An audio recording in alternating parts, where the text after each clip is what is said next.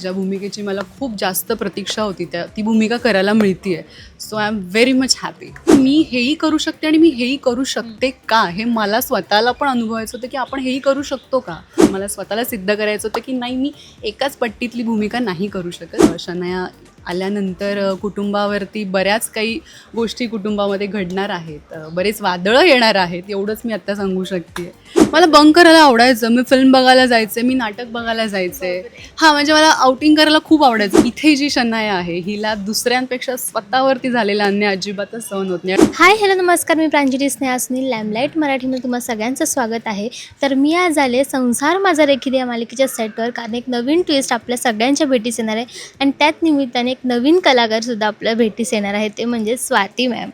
नवीन म्हणजे त्यांनी आधीसुद्धा सन मराठीवर काम केलं आहे, पण वेगळ्या रूपात ते तुम्हाला दिसणार आहेत. तर काय सांगाल? छान वाटते परत एकदा सन मराठीवरती काम करताना, आणि वेगळी भूमिका आहे. ज्या भूमिकेची मला खूप जास्त प्रतीक्षा होती ती भूमिका करायला मिळते आहे. So I am very much happy. प्रतीक्षा होती म्हणजे असं बोल्ड सीन किंवा असं बोल्डनेस काही असेल, विचारांनी असेल, आणि काहीतरी मला ग्रे निगेटिव्ह असं काहीतरी प्ले करायचं. कारण आत्तापर्यंत गुडी गुडी छान छान गोड गोड सुनबाईच केली होती मी, पण आता अगदी त्याच्या ऑपोजिट भूमिका करते आणि त्यामुळे मजा येते आणि त्याची खूप वाट बघितली मी मधल्या काळामध्ये. मग सिरियल मी घेतली नाही, मी मुद्दाम अवॉइड केली, काहीतरी छान करायला मिळावं, असं रोल यावा माझ्याकडे, आणि तो आला आहे. So yes. कलाकार कधी कधी ना तेच तेच सीन किंवा तेच कॅरेक्टर करून बोर होतात, म्हणून ह्या म्हणजे ह्या कॅरेक्टरची वाट बघत होतं आणि ते चाललंय वाटायला. हां, तसंही म्हणता येईल, पण मला म्हणजे मी हेही करू शकते आणि मी हेही करू शकते का, हे मला स्वतःला पण अनुभवायचं होतं की आपण हेही करू शकतो का.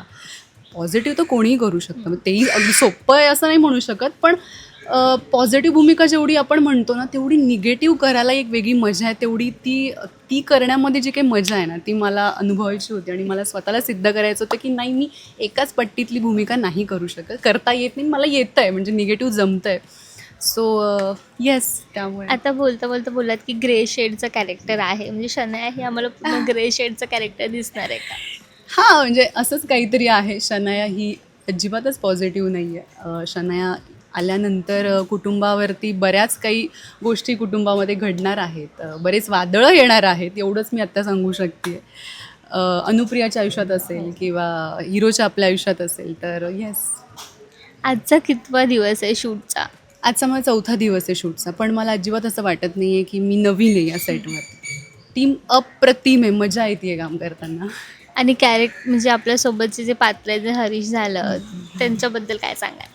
हरीशसोबत मी आज म्हणजे पहिल्यांदाच या सिरियल निमित्ताने आम्ही काम एकत्र करतो. याआधी आम्ही भेटलो आहोत एका इव्हेंट निमित्त, पण हरीश एक उत्तम अभिनेता आहे, दीप्तीसुद्धा आहे, आणि आता बघूया त्या दोघांच्या बरोबरीने तोडीस तोड मला काम करायचं आहे. सो या, मजा येते. बरं, शनाया आणि हरीश या दोघांचं एक नातं आहे, ते लवकरच रिव्हील होईल, त्याबद्दल काय सांगाल? त्याबद्दल मी एवढंच सांगेन की त्याचा भूतकाळ आता त्याच्यासमोर येऊन उभा ठाकलेला आहे. या, तेवढंच सांगेन मी. मला एक छोटीशी हिंट द्यायला आवडेल प्रेक्षकांना की रियुनियन पार्टी आहे तुम्हा सगळ्यांची, आणि या पार्टीत जी काही धमाल मजा मस्ती होणार आहे, तशी तुमची रिअल लाईफमध्ये झाली आहे का रियुनियन पार्टी?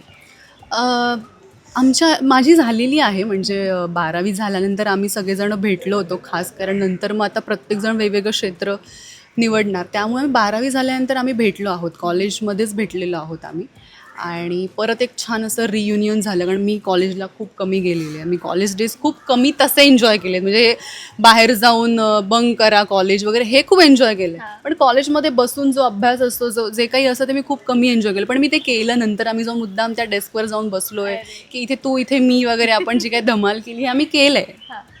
असं का? आपण जे आपल्या वर्गातले दिवस असतात ते कमी का असेल? कमी माझ्या आयुष्यात का होते, कारण माझी अटेंडन्स खूप कमी होती, म्हणजे 20-25% असेल मिनिमम. का असं? मला बंक करायला आवडायचं, मी फिल्म बघायला जायचे, मी नाटक बघायला जायचे. हां, म्हणजे मला आउटिंग करायला खूप आवडायचं. मी प्रचंड अशी हे होते, काय म्हणतात, चंचल वृत्तीची होते. कारण शाळेमध्ये कसं आपण शिस्त असतो, शाळेमध्ये सगळे दिवस भरले, आईवडिलांना मुळात कळतं शाळेत आपण गेलेलं, कॉलेजमध्ये कळायचं नाही, पण मी सांगायचं नंतर की मी बंक केलेलं आहे, आणि अटेंडन्स कळतेच ना, घरी अभ्यासावरून तर कळतंच किती गेलेलो आहेत आपण. बरं, असं कधी झालंय की नाही का, घरच्यांना न सांगता फिरायला गेले मित्रांसोबत आणि घरी आल्यानंतर अरे आई बाबांना ती ही गोष्ट माहिती आहे, असं कधी झालंय, असं काही किस्सा? झालंय आणि माझा असा स्वभाव आहे ना की मी खूप ठरवते की आईबाबांना हे सांगायचं आणि ते सांगायचं नाही, पण ते समोर आल्यानंतर मी ते बोलून मोकळी होते. कारण मग ते खोटं लपवल्यानंतर मग ते खोटं लक्षात ठेवायला लागतं की असं मी काहीतरी खोटं बोलल्यामुळे मी ठरवते की आईबाबांना सांगायचं नाही आहे, पण ते समोर आल्यानंतर मी सांगून टाकते, मोकळी होते की अरे असं असं झालं आहे, मी आज कॉलेजला गेली नाही, मी बंक केलं आहे, जे काही आहे ते. बरं, सुंदरी या मालिकेतलं जे पात्र होतं आणि आताचं जे शनया पात्र आहे, त्या दोघांमध्ये साम्य काय आहे?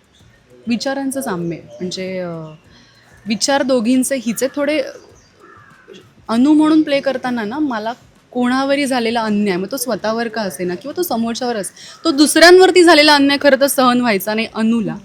पण इथे जी शनाया आहे हिला दुसऱ्यांपेक्षा स्वतःवरती झालेला अन्याय अजिबातच सहन होत नाही आणि ते मिळवण्यासाठी काही करू शकते. ती कुठल्याही लेवलला जाऊन कुठली पातळी गाठू शकते, पण ते जे मला हवं आहे ते मला हवं आहे बॉस.